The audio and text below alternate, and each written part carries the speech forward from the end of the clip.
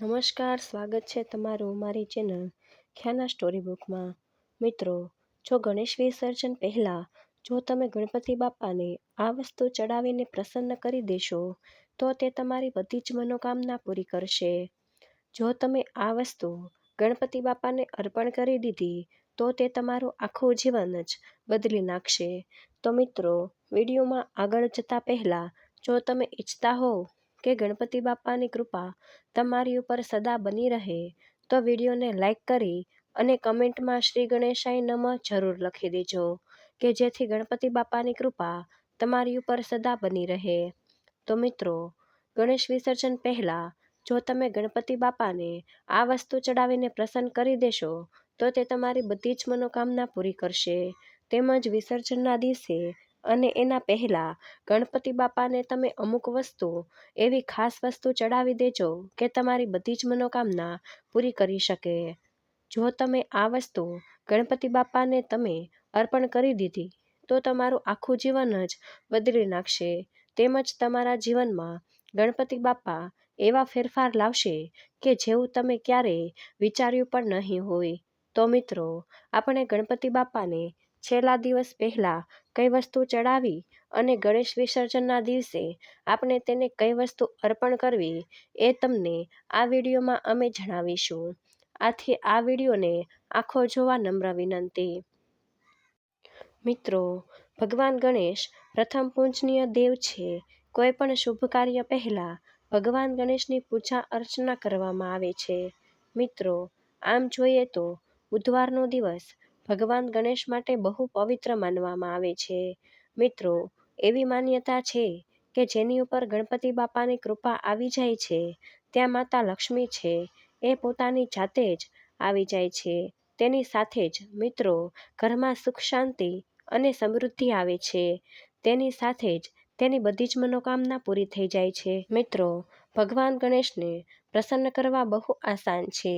જેવી રીતે મિત્રો, શંકર ભગવાનને પ્રસન્ન કરવા માટે કોઈ વિશેષ સામગ્રીની જરૂર નથી પડતી. મિત્રો, ભગવાન શ્રી ગણેશજી પોતાના ભક્તોની શ્રદ્ધા અને વિશ્વાસ જોવે છે. જે કોઈ ભક્ત એના ઉપર પૂરેપૂરો વિશ્વાસ રાખે છે એની ઉપર ગણપતિ બાપા છે એ તેની કૃપા વરસાવે છે અને તેની મનોકામના પૂરી કરે છે. મિત્રો, શાસ્ત્રોમાં ભગવાન ગણેશને પ્રસન્ન કરવા માટે અને મનોકામના પૂરી કરવા માટેના ઘણા બધા ઉપાયો ગણેશ વિસર્જનના દિવસે ગણેશજીને ચડાવો. આ વસ્તુઓ મનોકામના પૂર્ણ થઈ જશે.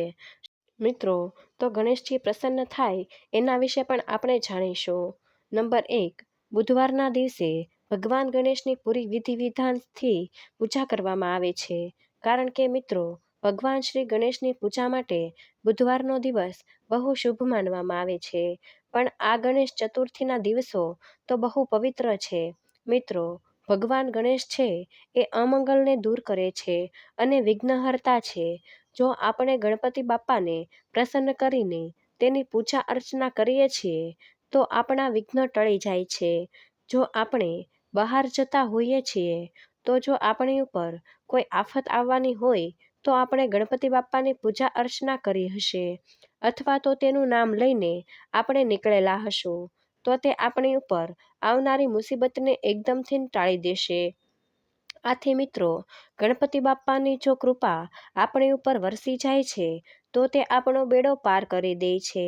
તો મિત્રો, અત્યારે ગણેશ ચતુર્થીના દિવસો ચાલી રહ્યા છે તો આપણે હવે ગણપતિ વિસર્જન પહેલાં ગણપતિ બાપાને પ્રસન્ન જરૂર કરવા જોઈએ કે જેથી કરીને આપણી બધી મનોકામના પૂર્ણ થઈ જાય અને આપણા ઘરમાં લક્ષ્મી આવે. જો આપણું કોઈ કામ અધૂરું હોય તો તે પણ પૂર્ણ થઈ જાય. પણ આપણે ગણપતિ બાપાને અવશ્ય પ્રસન્ન કરવા પડશે. તો મિત્રો, આપણે હવે જાણીશું એક એવી વસ્તુ છે કે આપણે ગણપતિ વિસર્જન પહેલાં અને આ ગણપતિ બાપાના દિવસોમાં તેને જરૂર અર્પણ કરવી જોઈએ કે તે આપણી ઉપર પ્રસન્ન થઈ જાય. મિત્રો, માન્યતાઓ અનુસાર કોઈ પણ શુભ કાર્ય પહેલાં આપણે ભગવાન ગણેશની પૂજા કરીએ છીએ તો તેનું અવશ્ય ફળ આપણને મળે છે. મિત્રો, ગણપતિ દાદાને પ્રસન્ન કરવાના અમુક આસાન ઉપાય છે અને પણ આપણે જાણીએ અને પછી જાણીશું કે એવી કઈ વસ્તુ છે કે જેને ગણપતિ દાદાને આપણે ચડાવવી જોઈએ કે જેનાથી તે પ્રસન્ન થઈ શકે. તો સૌપ્રથમ એ વસ્તુ આવે છે કે આપણે ગણપતિ બાપાને દુવા ચડાવવી જોઈએ. દુર્વા એટલે કે આપણે ગુજરાતી ભાષામાં તેને ધરોડી તરીકે ઓળખીએ છીએ. જો કોઈ માણસ ભગવાન ગણેશને દુર્વા અર્પણ કરે છે તો તેની બધી જ મનોકામના પૂરી થાય છે. ભગવાન ગણેશને દુર્વા બહુ પસંદ છે. એનાથી તે આપણી પર તેની કૃપા વરસાવે છે. તો મિત્રો, ભગવાન ગણેશને દુર્વા જરૂર અર્પણ કરજો. આવું કરવાથી આપણી ઉપર વિઘ્ન આવતું હશે એ અને આપણી બાધા દૂર થઈ જશે. દુર્વા આપણે ચડાવીએ છીએ તો ભગવાન શ્રી ગણેશ જલ્દી પ્રસન્ન થઈ જાય છે. મિત્રો, ગણપતિ દાદાને પ્રસન્ન કરવા માટેનો આ સૌથી પહેલો સરળ ઉપાય છે. મિત્રો, ગણપતિ દાદાને આ ધરોડી એટલા માટે પસંદ છે કે ધરોડીમાં અમૃત હોય છે. મિત્રો, જે કોઈ વ્યક્તિ ભગવાન ગણેશની દુર્વાથી તેની પૂજા કરે છે તે કુબેરની સમાન બની જાય છે. ભગવાન કુબેરની પણ કૃપા તેના ઉપર પ્રાપ્ત થાય છે. કારણ કે મિત્રો, ભગવાન ગણેશ જેની ઉપર કૃપા વરસે છે એની ઉપર ક્યારેય ધન ધાન્યની કમી નથી રહેતી. મિત્રો, જ્યારે પણ તમે ગણપતિ બાપાને દુર્વા ચડાવો છો તો એના માથા ઉપર જ અર્પણ કરજો. પણ મિત્રો, ભૂલથી પણ આ દુર્વા છે એ તેના પગમાં અર્પણ ન કરતા. આથી મિત્રો, ગણપતિ બાપાને આપણે ધરોડી અર્પણ કરીએ છીએ તો તે જલ્દી જ આપણાથી પ્રસન્ન થાય છે. અને મિત્રો, બીજી વસ્તુ છે એ મોદક છે. મિત્રો, તમને બધાને જ ખબર હશે કે ગણપતિ દાદાને પ્રસન્ન કરવા માટેનો બીજો સરળ ઉપાય છે એ મોદકનો ભોગ છે. ગણપતિ દાદાને મોદક બહુ પસંદ હોય છે. આટલા માટે મિત્રો, આ ગણેશ ચતુર્થીના દિવસોમાં ગણપતિ દાદાને મોદકનો ભોગ જરૂર લગાવવો જોઈએ. આનાથી મિત્રો, ગણપતિ દાદા જલ્દી પ્રસન્ન થાય છે અને તે આપણી મનોકામના જલ્દી પૂરી કરે છે. મિત્રો, શાસ્ત્રોમાં મોદકની તુલના એ અમૃત સાથે કરવામાં આવી છે. મિત્રો, મોદક સિવાય ગણપતિ દાદાને મોતીચૂરના લાડુ પણ બહુ પસંદ છે. તેની સાથે જ મિત્રો, ગણપતિ દાદાને કેળા પણ બહુ પસંદ છે. પણ મિત્રો, એક વસ્તુનું ધ્યાન રાખવાનું છે કે ગણપતિ દાદાને ક્યારેય એક કેળું ક્યારેય અર્પણ કરવાનું નથી. પણ હંમેશા આપણે 1 ડઝન કેળા જ અથવા તો 2 કેળા અથવા તો કેળાની લૂમ જ અર્પણ કરવી જોઈએ. તેમજ મિત્રો, બીજી વસ્તુ ઘી છે. મિત્રો, ભગવાન શ્રી ગણેશને ઘી પણ બહુ પસંદ છે. મિત્રો, શાસ્ત્રોમાં પણ જણાવવામાં આવ્યું છે કે જો કોઈ માણસ ઘીથી ભગવાન ગણેશની પૂજા કરે છે તો એની બુદ્ધિ તીવ્ર થાય છે. તેની સાથે જ તે વ્યક્તિને જીવનમાં બધી જ વસ્તુ પ્રાપ્ત થઈ જાય છે. મિત્રો, ઘીને રોગનાશક અને પુષ્ટિવર્ધક માનવામાં આવે છે. તેમજ મિત્રો, ચોથા ઉપાય વિશે વાત કરીએ છીએ તો ગણેશજીને લાલ સિંદૂર પણ બહુ પસંદ છે. મિત્રો, વિઘ્નહર્તાને સિંદૂર બહુ પસંદ છે. સિંદૂર છે એ મંગળનું પ્રતીક હોય છે. મિત્રો, ભગવાન ગણેશને પ્રસન્ન કરવા માટે લાલ સિંદૂરનું તિલક જરૂર લગાવવું જોઈએ. પછી ગણપતિ દાદાને તિલક લગાવ્યા પછી આપણે આપણા માથા ઉપર તિલક લગાવવું જોઈએ. આનાથી ગણપતિ દાદા જલ્દી પ્રસન્ન થાય છે અને તેની કૃપા આપણા ઉપર રહે છે. મિત્રો, આ ઉપાય કરવાથી આપણા ઘરમાં ધન સંપત્તિ અચૂક આવે છે. તેમજ મિત્રો, પાંચમા ઉપાય વિશે વાત કરીએ. મિત્રો, ખીજડાના પાન પણ ગણપતિ દાદાને બહુ પસંદ છે. તો મિત્રો, આ ઉપાય કરવાથી ઘરમાં સુખ સમૃદ્ધિ આવે છે. મિત્રો, જો આપણે ખીજડાના પાન ગણપતિ દાદાની પૂજામાં અર્પણ કરીએ છીએ તો એની સાથે જ શનિ ભગવાન પણ પ્રસન્ન થાય છે. મિત્રો, શાસ્ત્રોમાં એવી માન્યતા છે કે રામ ભગવાને રાવણ ઉપર વિજય પ્રાપ્ત કરવા માટે ખીજડાના વૃક્ષની પૂજા કરી હતી. તેમજ મિત્રો, છઠ્ઠા ઉપાય વિશે વાત કરીએ તો ચોખાના દાણા આવે છે. મિત્રો, ગણપતિ દાદાને જો આપણે પ્રસન્ન કરવા હોય તો આપણે તેને ચોખાના દાણા પણ ચડાવવા જોઈએ. સાથે એક વસ્તુનું ખાસ ધ્યાન રાખવું જોઈએ કે ચોખાના દાણા તૂટેલા હોવા ન જોઈએ.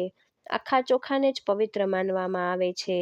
તેમજ મિત્રો, ચોખાને ક્યારેય કોરા કોરા ગણપતિ દાદાને ન ચડાવવા જોઈએ.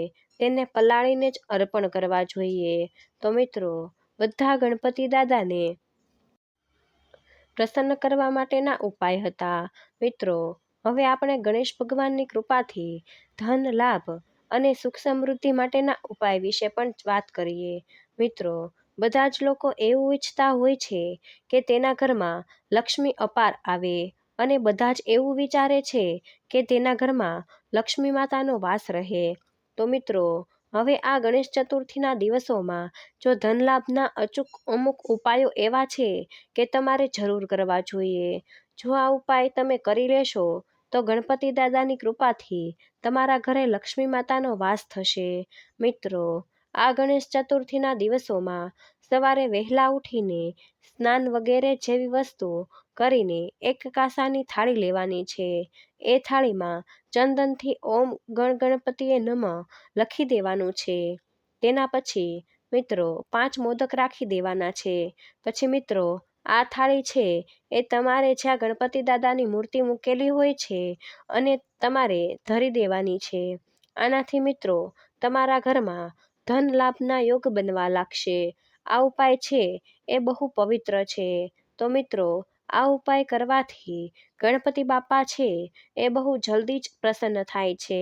તેમજ મિત્રો, મનોકામનાની પૂર્તિ માટે મિત્રો, આ ગણેશ ચતુર્થીના દિવસોમાં ગોળ અને દૂર્વા ગણપતિ દાદાને અર્પણ કરી દેજો. આ વસ્તુ અર્પણ કરવાથી ગણપતિ બાપા છે એ આપણી મનોકામના જલ્દી જ પૂરી કરી દેશે. તો મિત્રો, આ ગણેશ ચતુર્થીના દિવસોમાં ભગવાન ગણેશ છે એ બહુ જ પ્રસન્ન મુદ્રામાં હોય છે. આથી જો આપણે ગણપતિ દાદાની મૂર્તિ પાસે જઈએ, આપણે તેને કાનમાં પણ કોઈ આપણી મનોકામના બોલીએ છીએ તો પણ એ આપણી મનોકામના બહુ જ જલ્દી પૂરી કરે છે. પણ મિત્રો, સાથે અમે તમને એક વસ્તુ જણાવી દઈએ કે તમને બધાને જ ખબર હશે કે મૂષકરાજ છે એટલે કે મિત્ર ઉંદર એ ગણપતિ દાદાનું વાહન માનવામાં આવે છે. આથી મિત્રો, જો ગણેશ ચતુર્થીના દિવસોમાં તમારા ઘરમાં ઉંદર આવે છે તો મિત્રો, મહેરબાની કરીને તેને મારશો નહીં. જો કે મિત્રો, ગણેશ ચતુર્થીના દિવસોમાં જ નહીં પરંતુ ઉંદર છે એ આદિકાળથી ભગવાન ગણેશનું વાહન માનવામાં આવ્યું છે. આથી આપણે તેને ક્યારેય ઈર્જા પહોંચાડવી જોઈએ નહીં અને તેને મારવું પણ ન જોઈએ. અને જો મિત્રો, આપણે આ ભૂલ કરશું તો ગણપતિ દાદા છે એ આપણી ઉપર કોપાયમાન થશે અને તે આપણાથી જ રિસાઈને તેની કૃપા આપણને પ્રાપ્ત નહીં થવા દે. આથી મિત્રો, આપણે ગણપતિ દાદાના વાહન મૂષકરાજને ક્યારેય કોઈ પણ પ્રકારની ઈર્જા ના પહોંચાડવી જોઈએ. મિત્રો, ગણપતિ દાદાને વિઘ્નહર્તા કહેવામાં આવે છે. આથી મિત્રો, જો આપણે આપણા વિઘ્નને હરવા હોય તો આપણે ગણેશ ચતુર્થીના દિવસોમાં માટીના ગણપતિ બનાવવા જોઈએ અને કોઈ પણ શુદ્ધ આસનમાં તેને સ્થાપિત કરવા જોઈએ.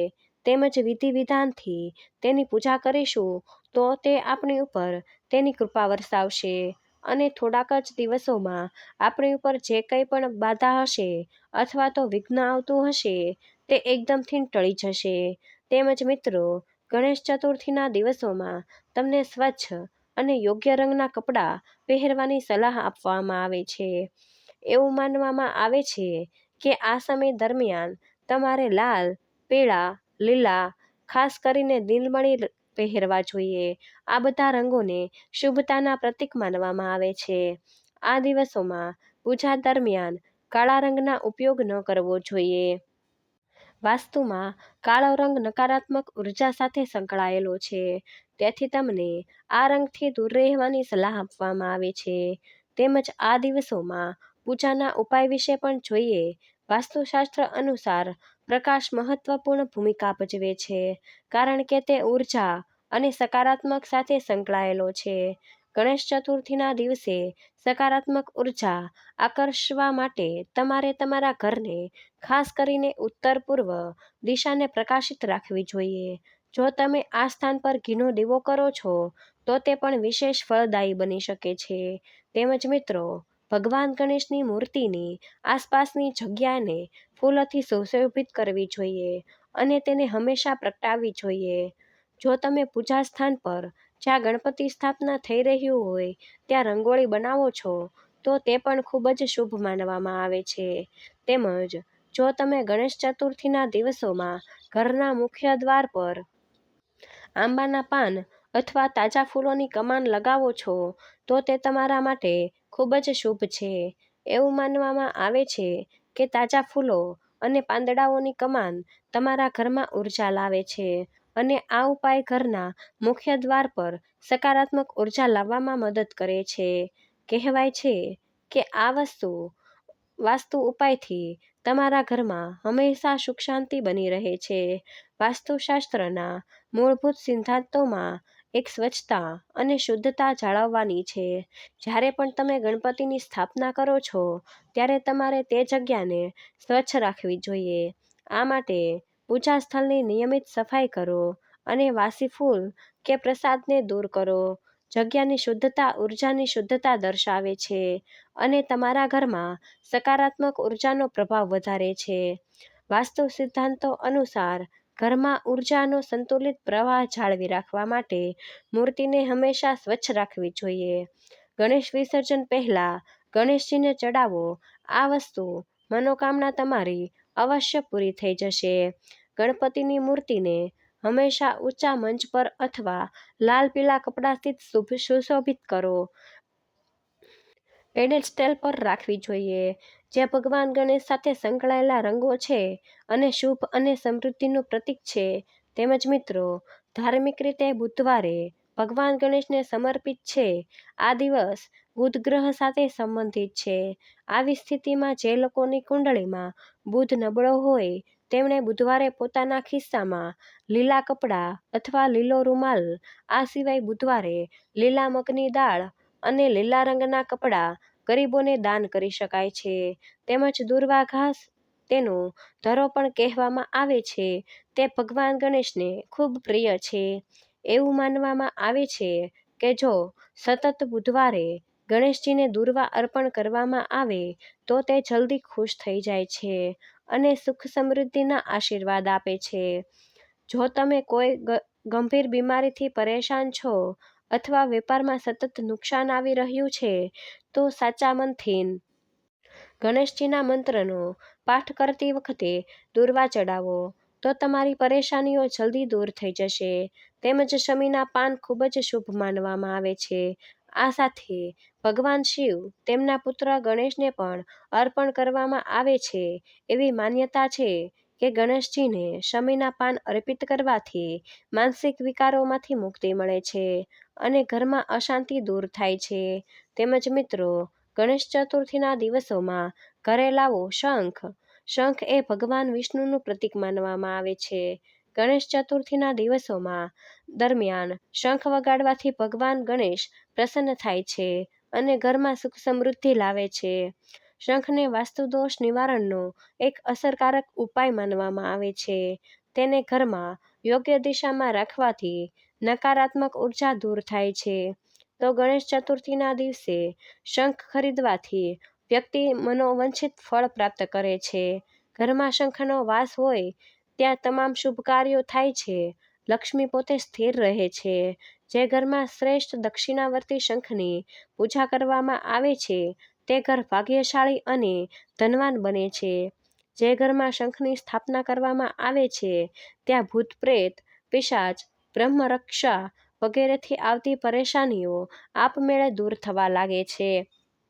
તેમજ મિત્રો, ગણેશ ચતુર્થીના દિવસોમાં ઘરે લાવો લીલા વસ્ત્ર. લીલો રંગ પ્રાકૃતિક સૌંદર્ય અને સમૃદ્ધિનું પ્રતીક છે. માન્યતા છે કે ભગવાન ગણેશને લીલો રંગ ખૂબ જ પ્રિય છે. એટલા માટે ગણેશ ચતુર્થીના દરમિયાન લીલા રંગના વસ્ત્ર પહેરીને ગણેશજીને લીલા રંગના વસ્ત્ર અર્પિત કરીને તમે તેમની કૃપા પ્રાપ્ત કરી શકો છો. સાથે જ ગણેશ ચતુર્થીના દિવસોમાં લીલા રંગના વસ્ત્રો જરૂર ખરીદો. તેમજ પંચધાતુની ઘંટડી. ગણેશોત્સવમાં 5 ધાતુઓથી બનેલી પંચધાતુ ઘંટડી નકારાત્મક ઉર્જા દૂર રાખે છે અને સકારાત્મકને આકર્ષે છે. સૌભાગ્ય અને સમૃદ્ધિ લાવવા માટે તેને પ્રવેશ દ્વારની નજીક અથવા ઉત્તર પૂર્વ ખૂણામાં લટકાવો. તેમજ મિત્રો, ગણેશ ચતુર્થીના દિવસોમાં ઘરે લાવો ચાંદીનો કળશ. ચાંદીને ધન અને સમૃદ્ધિનું પ્રતીક માનવામાં આવે છે. ગણેશજીને ધનના દેવતા પણ માનવામાં આવે છે. એટલા માટે ચાંદીના કળશને ઘરમાં લાવવાથી ઘરમાં ધનની વૃદ્ધિ થાય છે અને તેનાથી વ્યક્તિને ઉત્તમ પરિણામ પ્રાપ્ત થાય છે. ચાંદી અથવા સોનાના સિક્કા સંપત્તિ અને સમૃદ્ધિના પ્રતીકો માનવામાં આવ્યા છે. ચાંદી અથવા સોનાના સિક્કા સારા નસીબ, સકારાત્મક આકર્ષે છે. સમૃદ્ધિ અને સફળતાને આકર્ષિત કરવા માટે તેને ગણેશજીની મૂર્તિ પાસે અથવા દક્ષિણ પૂર્વ ખૂણામાં મૂકો. આ ઉપાય કરવાથી તમારા ઘરમાં અપાર ધન આવશે તેમજ ગણપતિ બાપ્પા બધી જ મનોકામના પૂરી કરશે. આ માહિતી તમને ગમી હોય તો વિડીયોને લાઈક, શેર અને મારી ચેનલને સબસ્ક્રાઈબ પણ કરી દેજો. તો મળીએ એક નવા વિડીયોમાં. ત્યાર સુધી જય શ્રી કૃષ્ણ, રાધે રાધે, હર હર મહાદેવ, ગણપતિ બાપ્પા મોર્યા. ધન્યવાદ.